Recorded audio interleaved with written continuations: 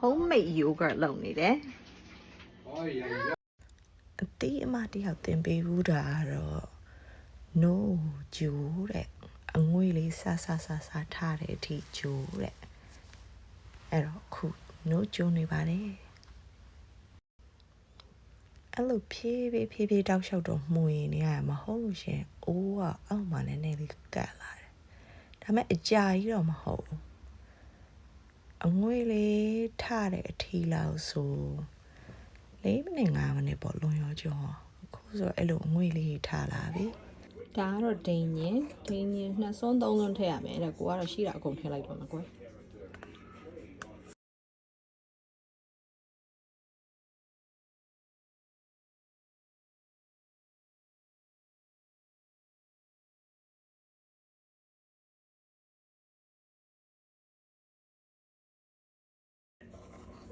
ခဏနေတာနဲ့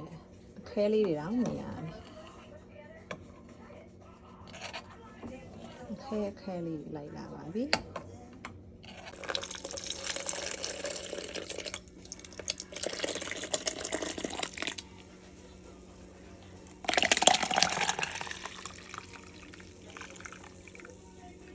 နို့ဒီခွက်နဲ့ချိန်ပြီးတော့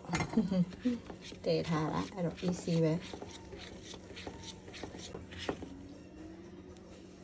နွေးတဲ့နေရာမှာတရက်လောက်ထားရမယ်တဲ့ကဲဘာတွေဖြစ်မလဲတော့နက်ဖြန်မှာစောင့်ကြည့်ပါမယ် see you tomorrow bye good morning ဒိန်ညင်လေးသွားချက်အောင်ဒီအားအသေးလေးတွေထည့်ထားပြီးတော့ထားခဲ့တယ်မနေ့ကနွေးထွေးထားရမယ်ဆို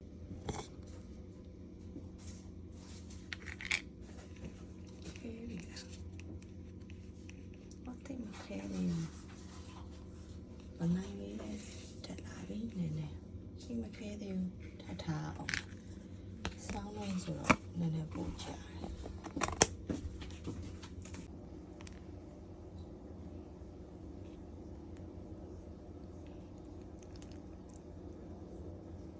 မလိုင်းဖြစ်သွားတာလား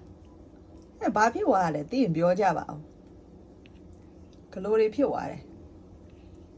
ဒိန်ညင်ထက်တာများလို့ cheese လို့ဖြစ်သွားတာထင်တယ်ဟုတ်လားတီးတဲ့လူတွေပြောကြပါအောင်ရှင်ဘယ်နားမှာဘလိုတွေလွဲသွားလဲလို့